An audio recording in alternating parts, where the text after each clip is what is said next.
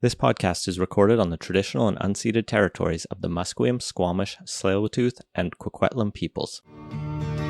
British Columbia, I've seen your mountains high, seen your pretty rainbows and your blue crystal skies, watched your winding rivers as they flow around the bend. To me you're not a stranger, you'll always be a friend.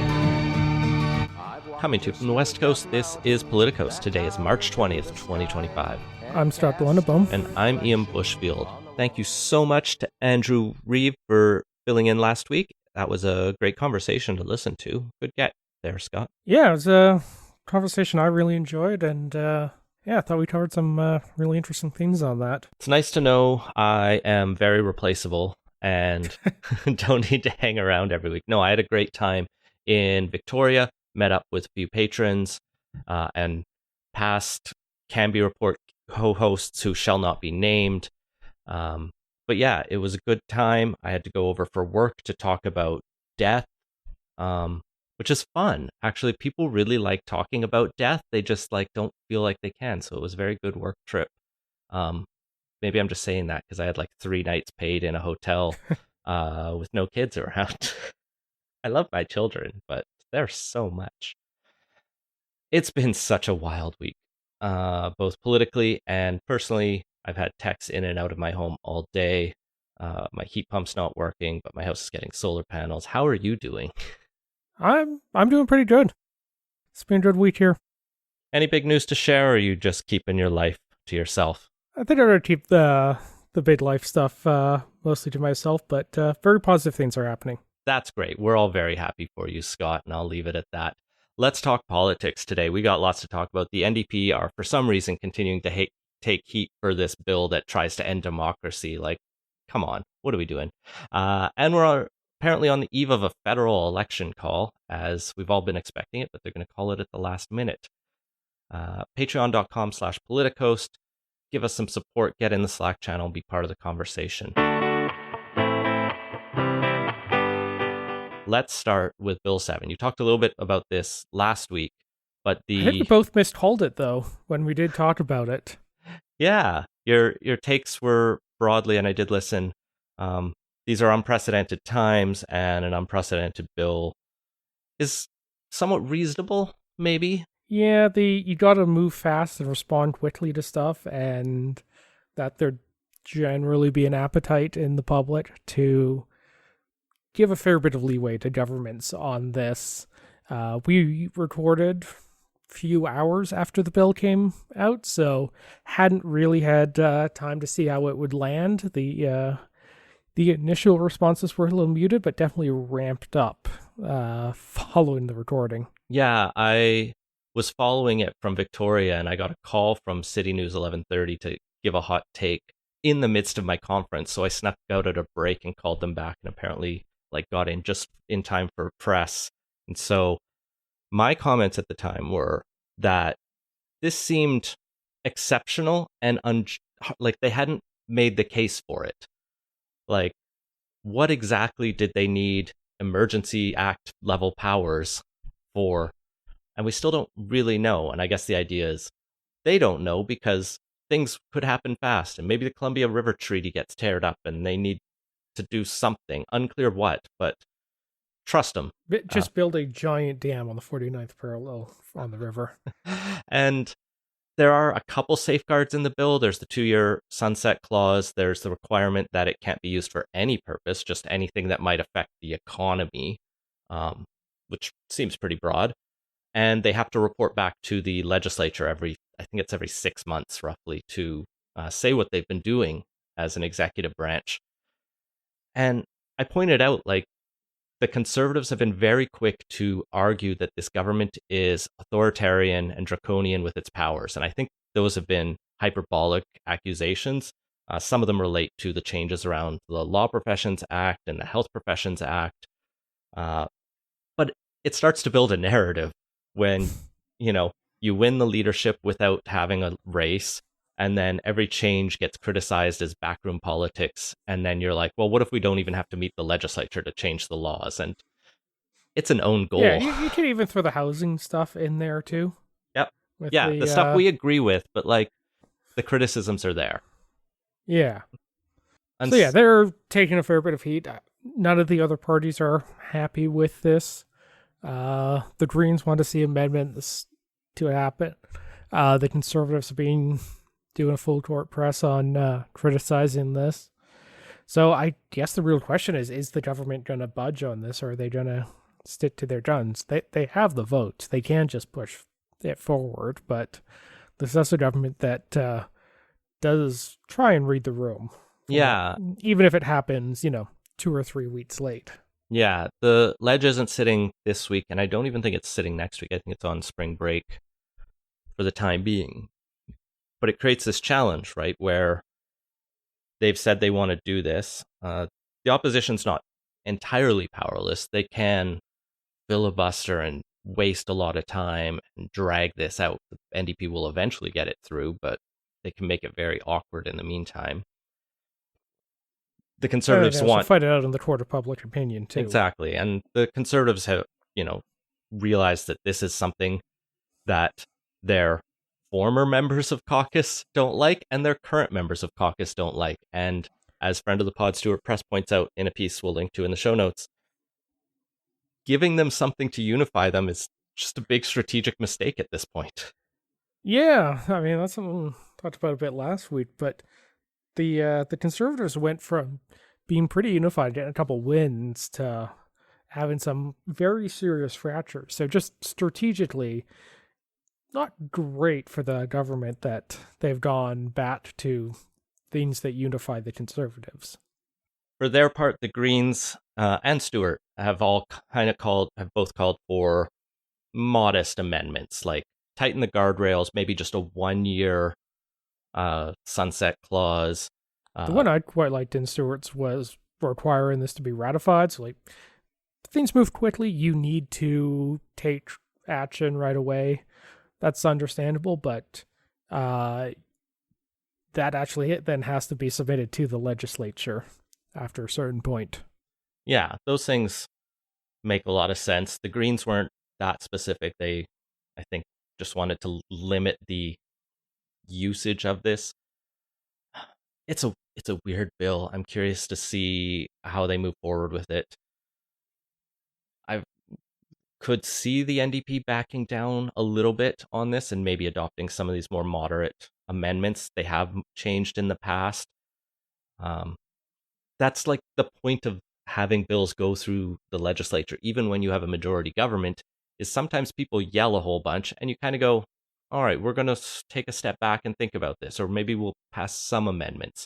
Even if they still have the majority, there is a debate that happens. And the idea of putting everything into cabinet, which is almost the entire caucus, like some are parliamentary secretaries who aren't there, but yeah, this is also a government that has made very broad use of orders and council and bills that authorize ministers or the lieutenant governor or council to do specific stuff or draft specific regulations. So it's already a very cabinet and minister heavy legal process the NDP have embraced. So this just doubles down on it. It takes away that Democrat feedback mechanism even more.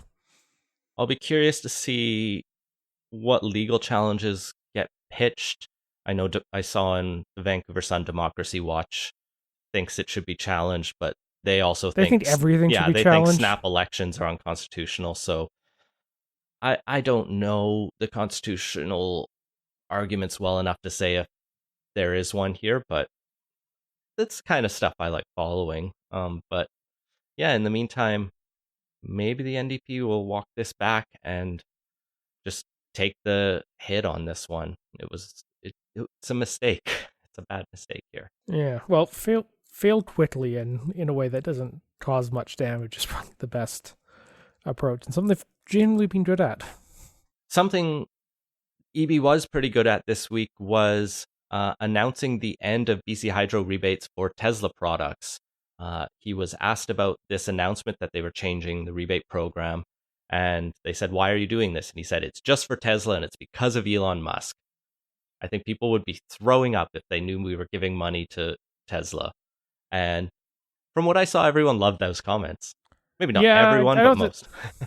yeah, I don't think there's going to be a lot of blowback over that. And no, the interesting thing here is it's a different playbook than we've seen in the past when it comes to how the government deals with other countries, and it's more kind of dusting off the Russian playbook, or the how to deal with Russia playbook. Yeah, be very On the clear on those differences.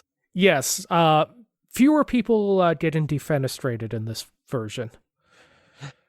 He has not tried to radiation poison Elon Musk that we know of. Yeah, but it's the targeted the more oligarchic people with the government's here. Yeah, and I think it makes sense. It's popular. I'm personally very happy I went with the solar company that is not using the Tesla Powerwall battery for our house. Uh, that was an intentional choice on our part, but it was an option. But we would not be getting that rebate now, and that $5,000 makes the battery more worth it than not. So sucks to be people who are counting on that, but it's a very justifiable. Let's you know target the oligarch who is. But puts the finds the pressure points. The other thing we ended in this past week was the consumer carbon tax in the province, or at least they have formally announced plans to introduce legislation when the legislature returns to end the carbon tax. And we don't know exactly how they're going to do it, but we're seeing economists start to come out and say, so this is $1.5 billion in revenue. How are we going to fix that? We don't know. They're not telling us. The opposition is saying via Peter Millibar that if they put a significant portion of that onto industry, they're going to be cranky. They want to make sure industry doesn't take the hit. This kind of follows, and maybe we'll get into this later, some of the pivots the federal conservatives and Alberta conservatives are saying. They don't want industrial carbon taxes anymore. Although the BC conservatives are also talking about how ending the climate tax credit is going to be a blow for low-income people, especially since they didn't get their grocery rebate the NDP promised during the election. So I can't read which side of the issue they're on. It's the fun of being opposition. You can hit them from all angles, and you don't necessarily have to be super consistent because you just have to point out problems with them. And they're right. It is going to suck people to not get their rebate checks, just like the federal one getting repealed. What a mess. What a stupid mess this whole rollback is.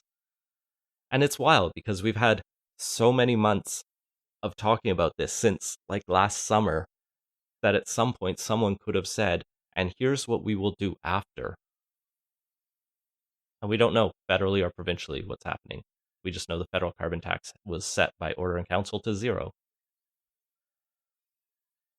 It's not the only thing ending provincially. We have also killed the secondary suite pilot program.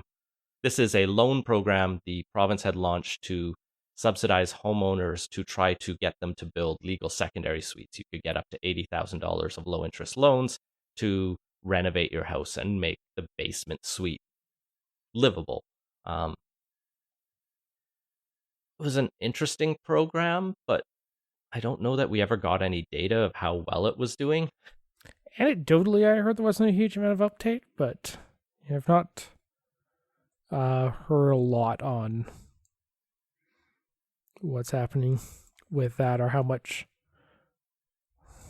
uptake there was. It looks like you can still apply until March 30th. So if you're a homeowner and wanted to get access to this cheap money, go for it right now.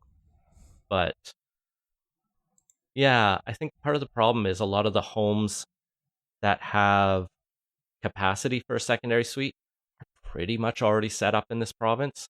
So how many people can renovate and take advantage of this probably wasn't that high. Yeah, and I'm also looking through here. So there's an income cap. It's $220,000 a year, which is it's pretty high. Yeah.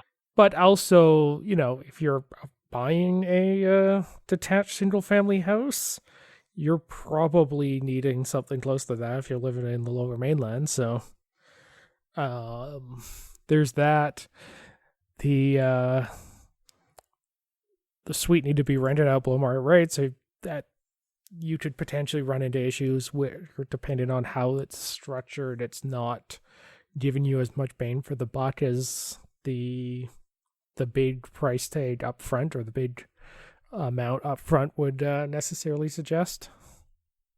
You could use it for a laneway suite, at least.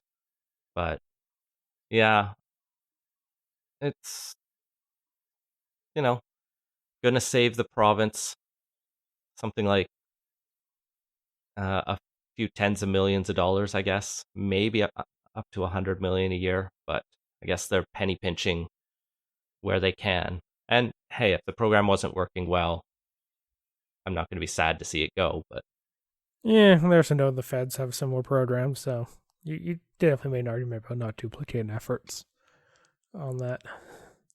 yeah, particularly after we got a provincial budget that didn't have a lot of new housing programs, like a little bit more money for BC builds. Taking a program out, even a underused one, seems like we still have housing price affordability issues. So let's find solutions. Let's look to the federal government now. The rumor is Mark Carney is going to go to the Governor General to dissolve Parliament on Sunday to call an election. The House is scheduled to resume on Monday. I do think it would be very funny if this is a lie and he actually forces the opposition to show up pretty much unprepared for a throne speech and budget, but they have promised to bring him down. Yeah, but I mean, everyone suspected there'd be an election call pretty soon, but any leader's office worth their salt would be running the contingencies on this as well and being prepared for a what if that doesn't happen and Parliament resumes. In any case, with the election being called on Sunday, presumably the voting is either going to be April 28th or May 5th. I think it could be later, but it seems unlikely he's going to call a really long election. Well, doesn't make sense for a couple of reasons. First off, the Conservatives have just the most money, and the longer the election goes on, the higher the spending caps are. So you're just granting them better odds at that point, an advantage. Plus, the Liberals are currently leading the polls and have upward momentum, but the longer campaign goes on, the more likely there is an event that will change that. And plus, or perhaps the most important of all of these is there's a lot going on right now, if you haven't all noticed, and maybe having a government that is in caretaker mode longer than the absolute minimum amount is just a bad idea for the country. Yep. When you got momentum and people have good vibes in a honeymoon period, don't spend too much time talking to them and disabuse them of their love of you. Essentially. Yeah, especially because there's being a few potentially awkward moments that could start that. Yeah, we'll talk about one of them. But for the most part, I don't know. Yeah. Yeah, I don't think the momentum's been arrested, but you can see a few signs where trouble could be on that. So currently, 338 has them at 39 to the Conservatives 37 in their aggregators. So slight lead, definite odds-on favorite for most seats, but wouldn't take a huge reversal to flip those around based on the moment. Indeed, what goes up could come down.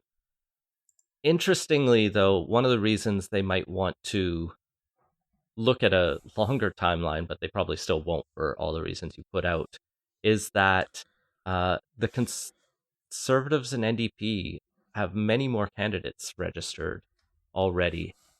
The Liberals, according to CBC, have a mere 185 candidates nominated out of 343.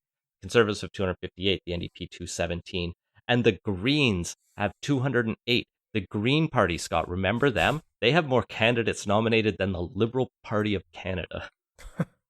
How embarrassing. A little bit. But, this is hardly going to be the first snap election called, and this is, if anything, a very well telegraphed one. We've more or less had the sense that it was coming for, since early January when Trudeau resigned, so I'm sure a lot of the nominations are in process, and the parties know how to move quickly once the writ is dropped to actually fill that in. Yeah, it does point to how the Conservatives predominantly, but also the NDP a bit, have had people who are out there, fundraising, door knocking, and starting to build their profile. The NDP is not showing that in the polls, and even the Conservatives are starting to slip. But if it comes down to GOTV in some close ridings, that advantage of having a slightly longer list can make a difference. Now, if it just ends up being a wave election where everyone's like, let's give the Liberals a historic majority to fight Trump, which might end up being the case, none of this matters, as you say, especially as the Liberals, just came through the leadership race. So there are probably a lot of hesitant candidates and MPs. Yeah. Well, that also probably sucked up a lot of the capacity to deal with that stuff. But now, with a new leader, they have a lot of people coming begging for seats, as it seems. Yeah, the other thing on this is the potential risk here when you have to do stuff quickly is vetting does not happen as much. And you kind of saw that bit on the Ontario election where the Conservatives basically had no bozo eruptions on their part, but there's a fairly solid trickle or, return hit on the Liberals there on oppo dumps on their candidates. And you're nominating half of yours in a rush. That's a very real risk.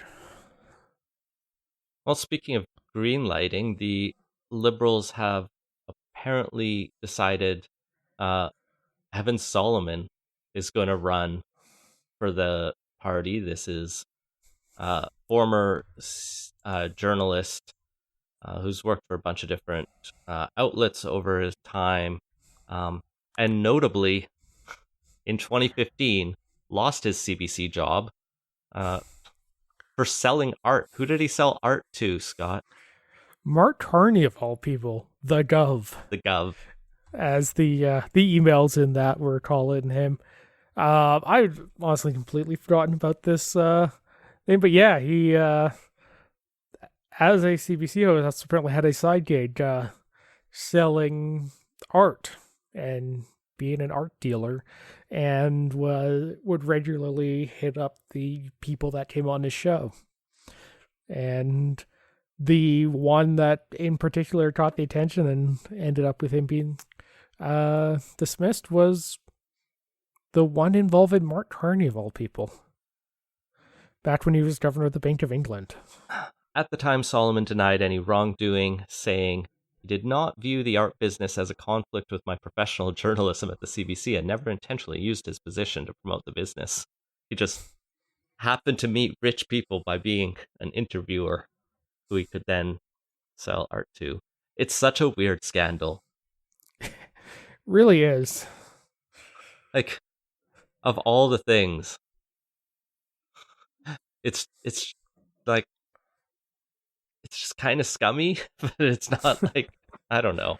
It's so weird. It also feels like it's a very like elitist scandal too. Yeah. Like, who did he harm? Well, maybe it's like journalistic integrity, but yeah, I know a lot of people didn't like Evan Solomon's reporting anyway, so anyway, we'll see if he sticks on the ballot. Probably. I don't know this how many is people like, care. I don't think this is going to be a thing unless something else happens that reinforces it. And the wealthy banker leading the Laurentian elite focused Liberal parties, the sort of thing where that could maybe pop up. But yeah, it was 10 years ago. It's all being aired in public at this point, unless there's some big thing that didn't break at the time.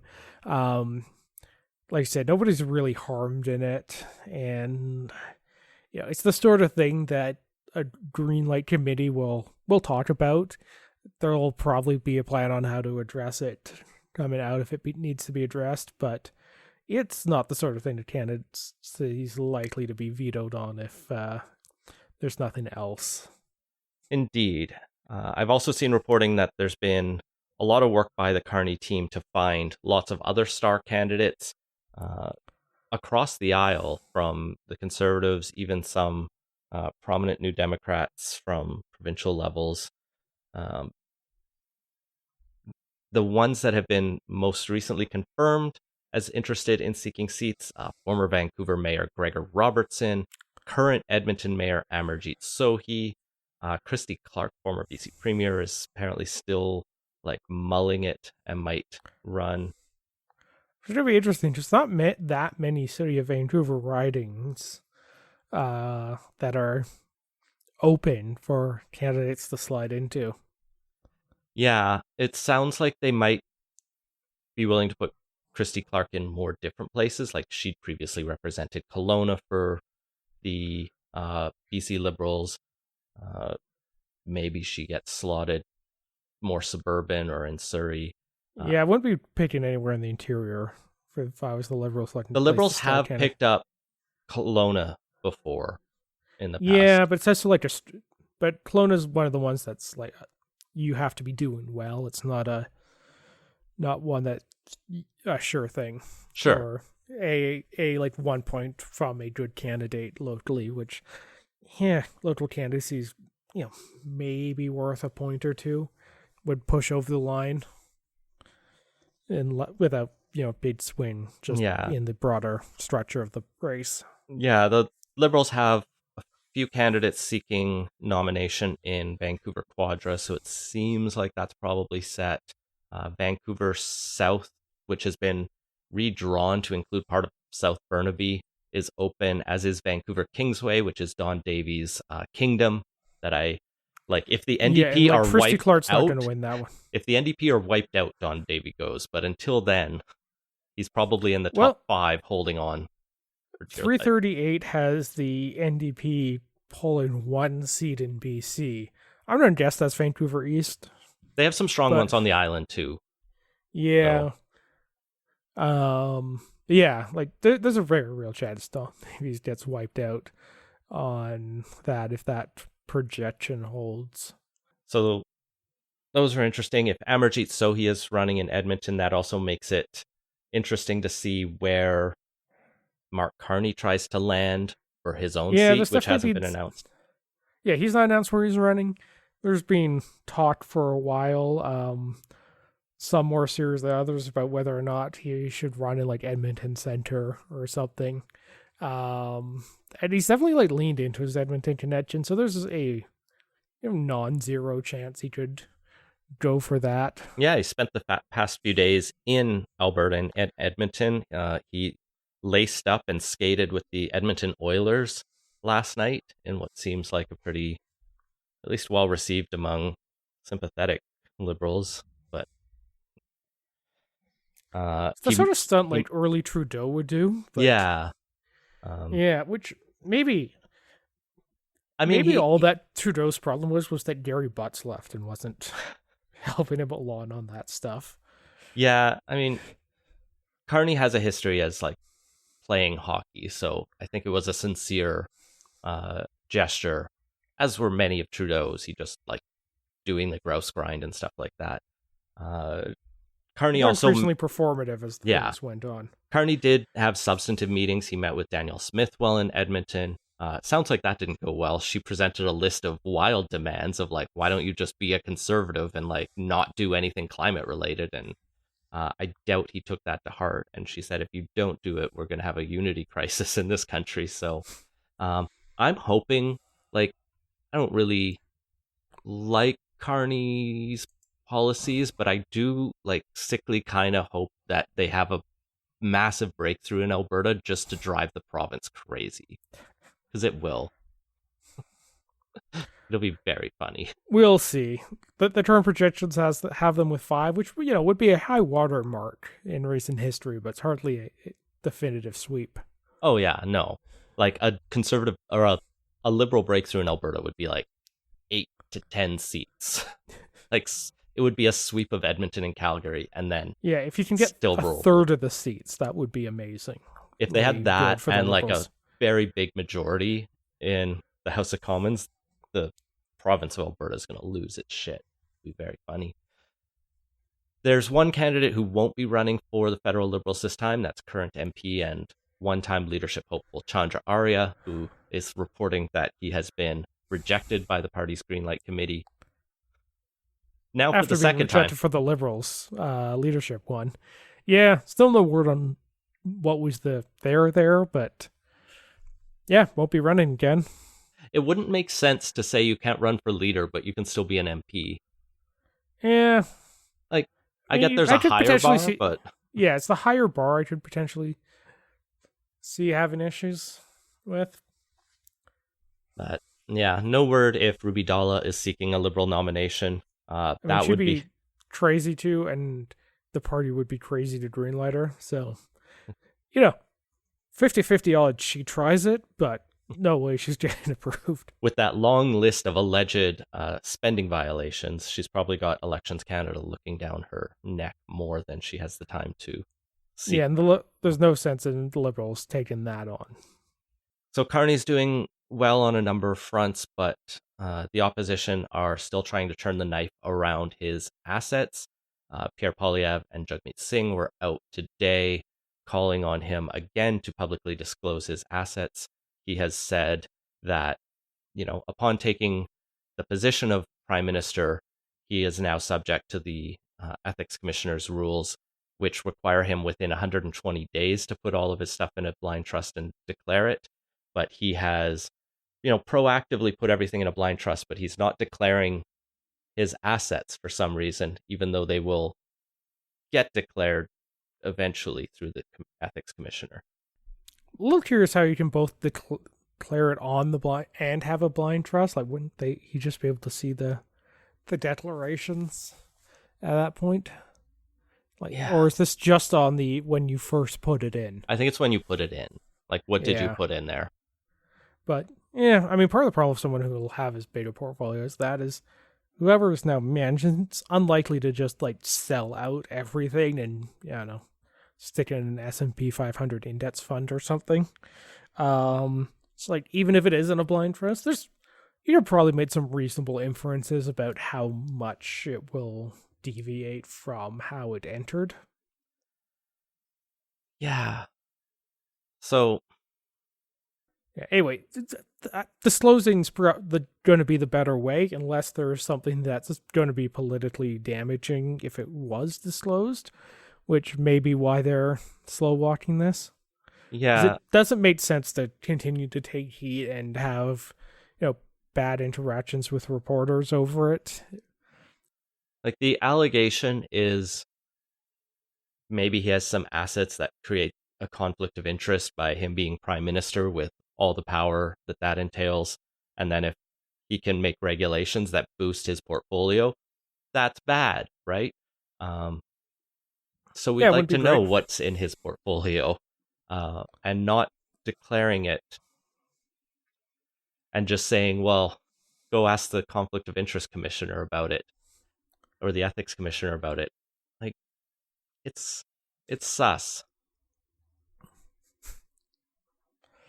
That could be cool. Are you? But are you sure you just aren't coming from a prior of conflict and ill will there, Ian? Oh my God. Yeah. Prominent CBC journalist Rosemary Barton asks him, are you saying you're not open to any conflict of interest as someone who spent most of his life in the private sector? There's no possible conflict of interest in your assets? That's very difficult to believe. Look into yourself, Rosemary. You start from a prior of conflict and ill will. I have served in the private sector. I have stood up for Canada. I have left my roles in the private sector. At a time of crisis for our country, I'm complying with all the rules. Your line of questioning is trying to invent new rules. He literally said this. Like, you can tell a guy's new on the job of politics when you accuse a prominent journalist of ill will. Especially as a liberal. Like, that party's not had that same tense relationship with the media as some other parties do. Like, I don't. You would be hard pressed to, presume that Rosemary Barton's coming at the Liberals with a prior of ill will.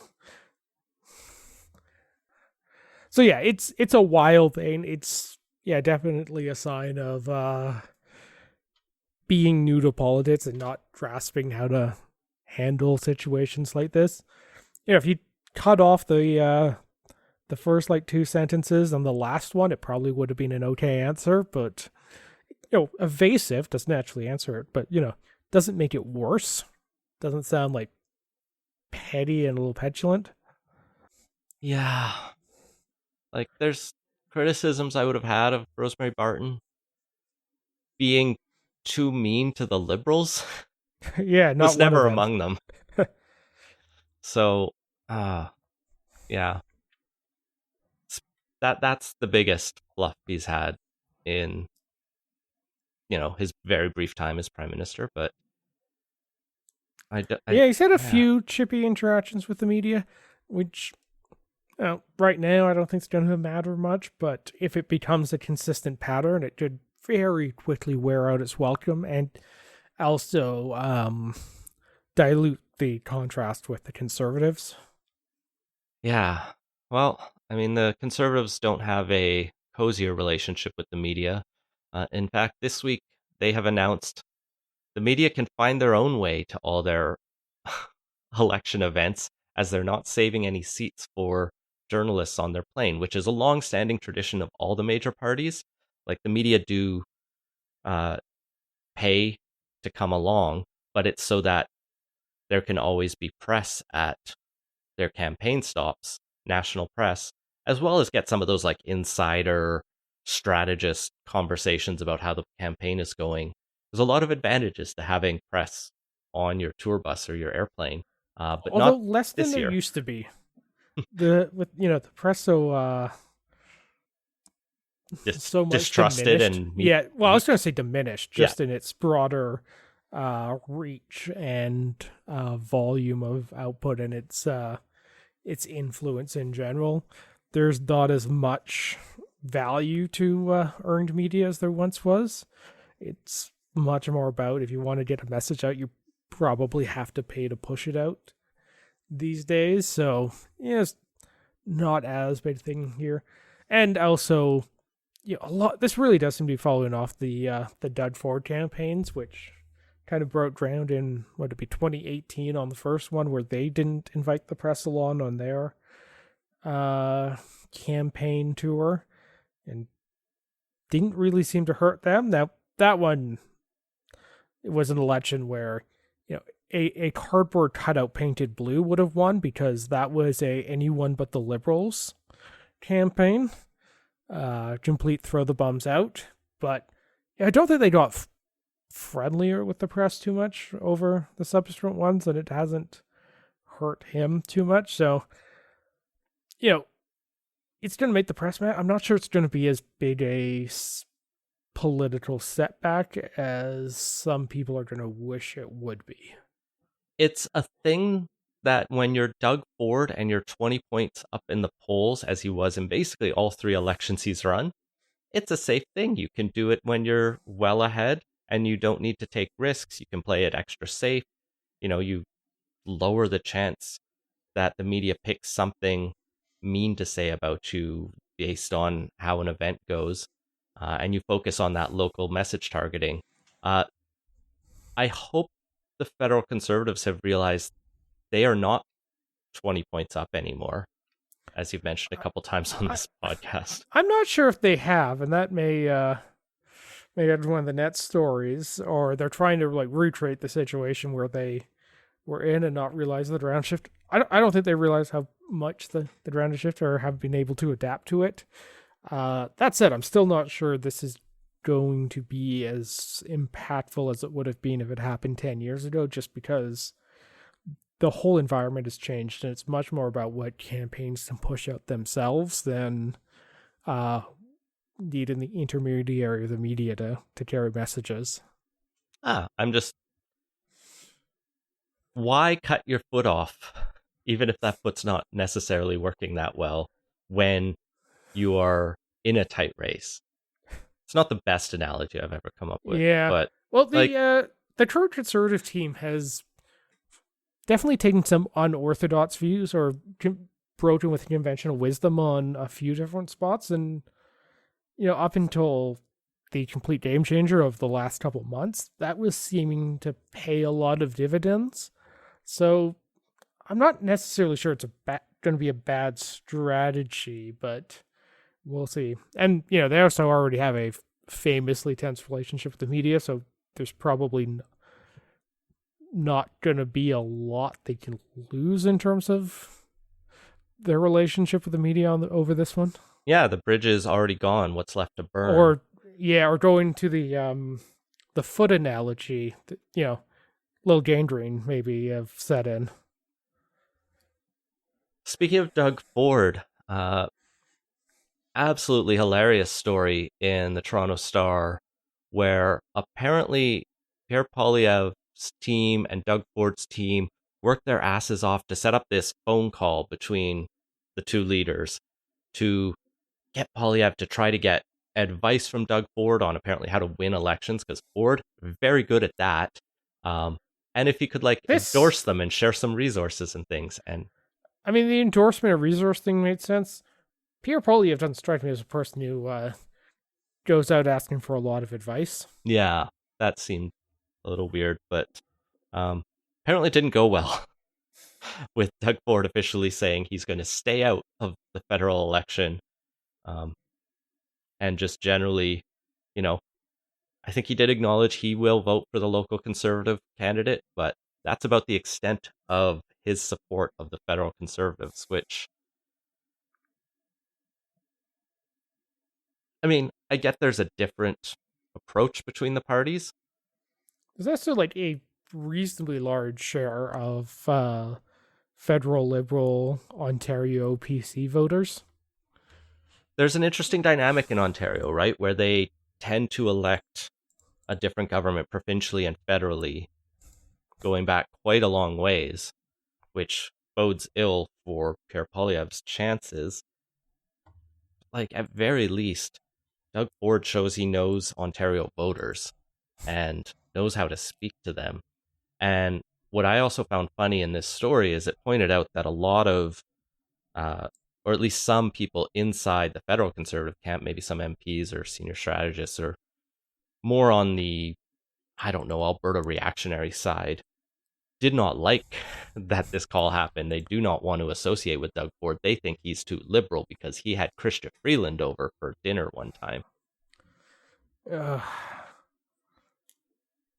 This is not a time to be shrinking the conservative tent if you want to win. So it's just a really good read for insights into the tensions that we've kind of explored a few times in the past. I don't think we've gone into it much, but one of the challenges I see for Pierre Poilievre, and you see it in some of the polls, right, is the People's Party threat that they drop 5% to the far right is always swirling around.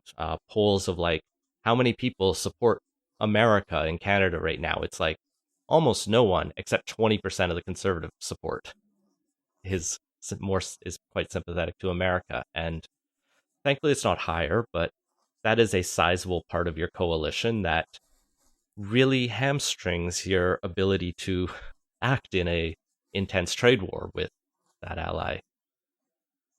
It's boxing Pierre Poilievre out of this election, frankly, in a way that Doug Ford didn't have to care about. He just went Captain Canada, picked up a bunch of other votes, and the Liberals and NDP were just useless as well there.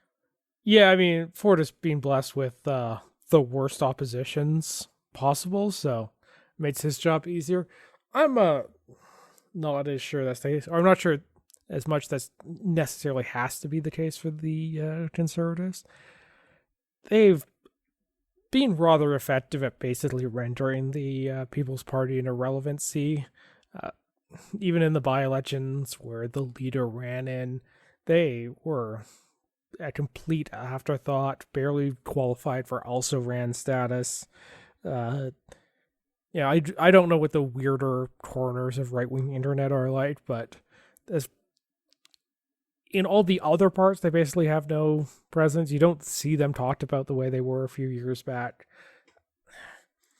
You, there was probably a lot of room to just focus on the big thing you need to win the election on that will determine it. And if you have to do a little course correction later on the coalition, you can. But by not doing it now out of here, you're sacrificing the 80% to try and keep that 20% happy, and that's just not going to work.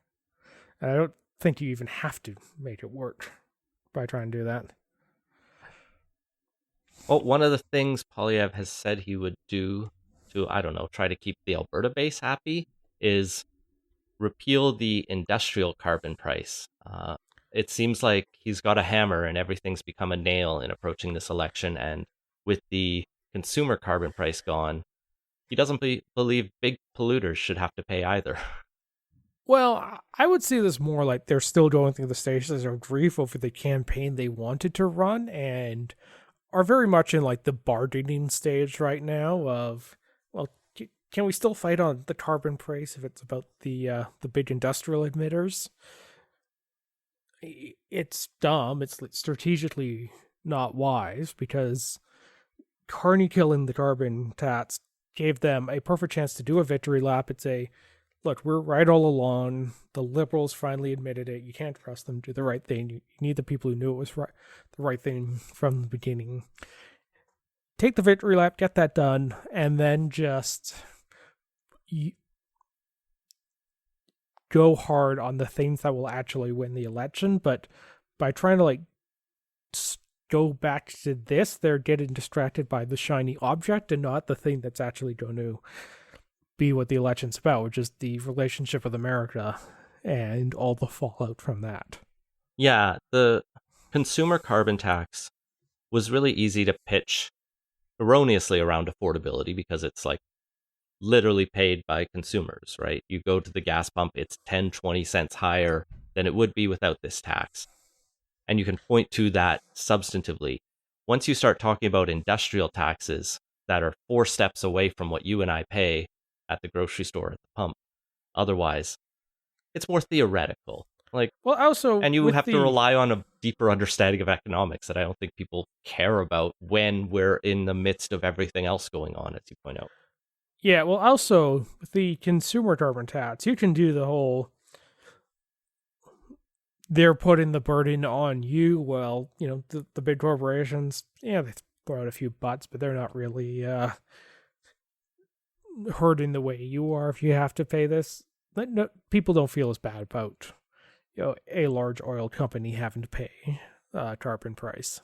And people still do care about climate change. It's not the number one issue, but if you keep going, we won't do this, we won't do that, it's like you don't have a plan, and that's going to undermine your credibility to some point. And I don't think that's going to make the vote in this, but if you have a guy who don't think it's going to matter on this election.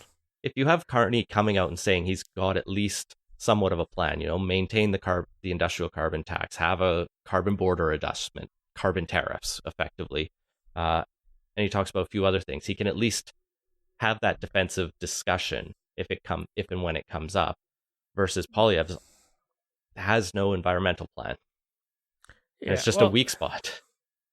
Yeah, I don't even think it's going to come up in the election. And if it does, it's going to be the case where the left side of the spectrum, based on all the polling, is so coalesced around the Liberals at this point. You have the NDP are basically being rendered an irrelevancy. The Greens will, you know, re-elect Elizabeth May as they always do, but, you know, and possibly Mike Morris. Maybe. They're possibly too, but yeah, they're not really politically relevant in the grand scheme of it.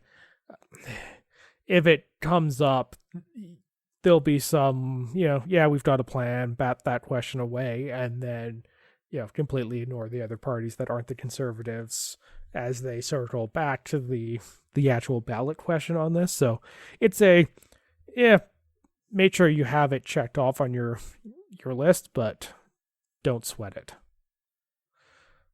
And the last policy that's been a little bit of a source of debate over the last week has been, should we keep doing the F-35 purchase? Because, this is 2015, and it's time to keep litigating defense procurement. Is it 2015? That's when that election was fought over whether we should continue with the F-35s.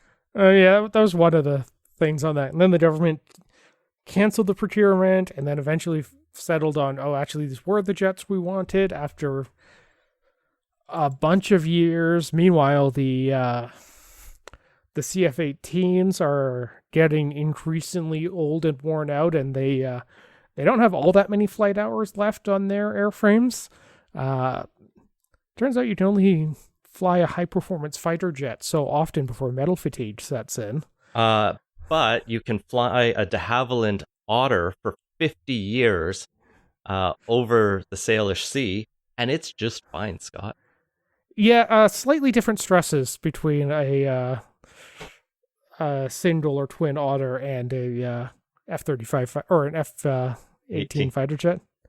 Anyway, Harbor Air's fleet is great. It's fantastic. Yeah. But yeah, it's a very different. Very different scenario on that. Anyway, we need new fighter jets. We very clearly need to recapitalize and get a bunch of capabilities either refreshed or added into the Canadian forces. And new fighter jets to replace our coming up on 50-year-old ones are right up on the list. But with everything going on, the U.S. looking less reliable, the very integrated with the U.S. Fighter jet is starting to raise a couple eyebrows. Yeah, the question that's not been confidently answered is the U.S. installing kill switches in their F-35 fighter jets? To which Lockheed Martin took a weird amount of time to say, no, of course not. Which was not reassuring to the countries whose citizens are being, on the hook for billions of dollars worth of purchases for these. If, the US is not as friendly as they once were, and our new jets suddenly are not useful at defending us.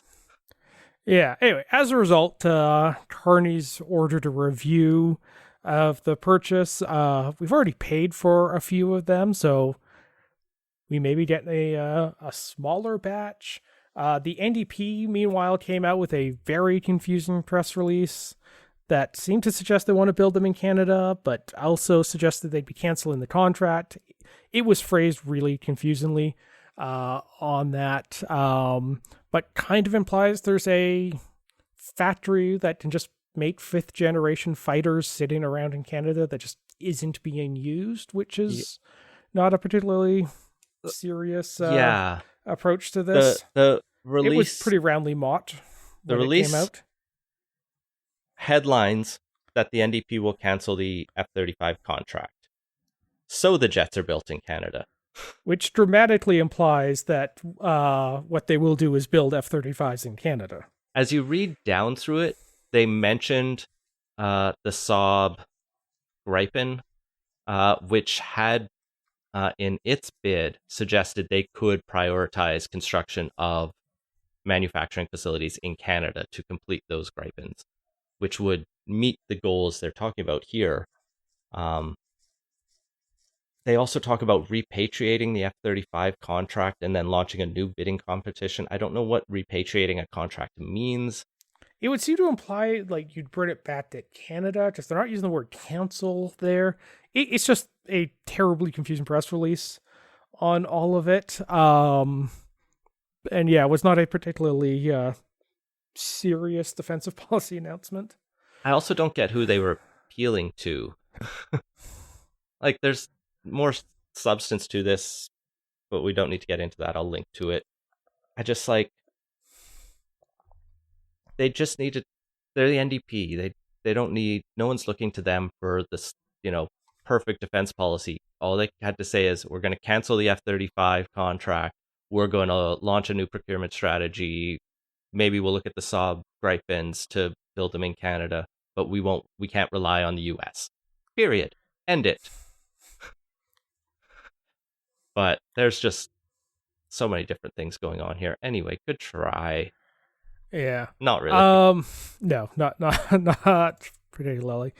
Yeah, it's a what to do about fighter jets is a tough question because yeah, there are definitely some concerns about the reliability of U.S. supply chains on this and the ability to acquire ongoing support, but also there's no real other comparative plane on the market for export out there.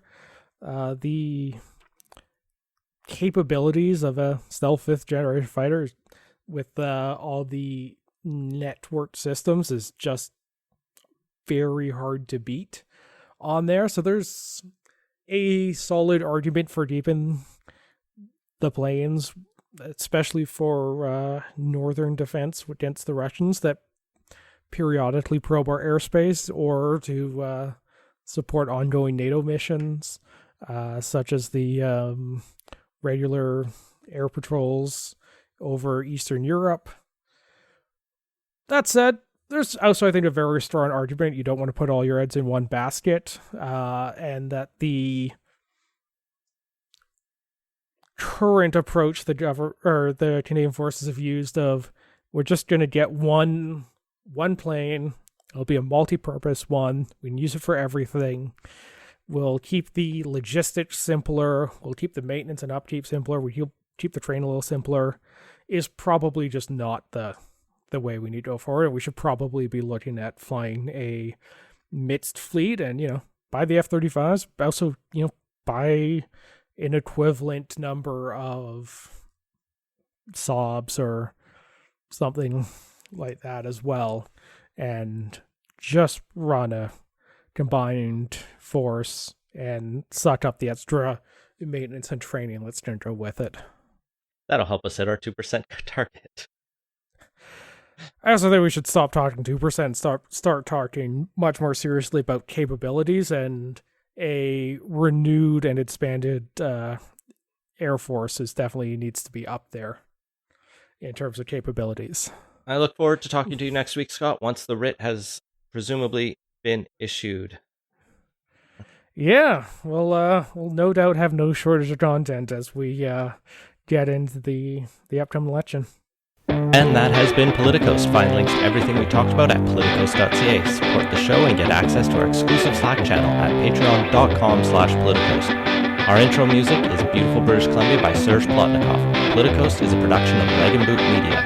Audio editing provided by Jesse Woodward at listener-supported CHLY 101.7 FM in Nanaimo. Learn more at chly.ca.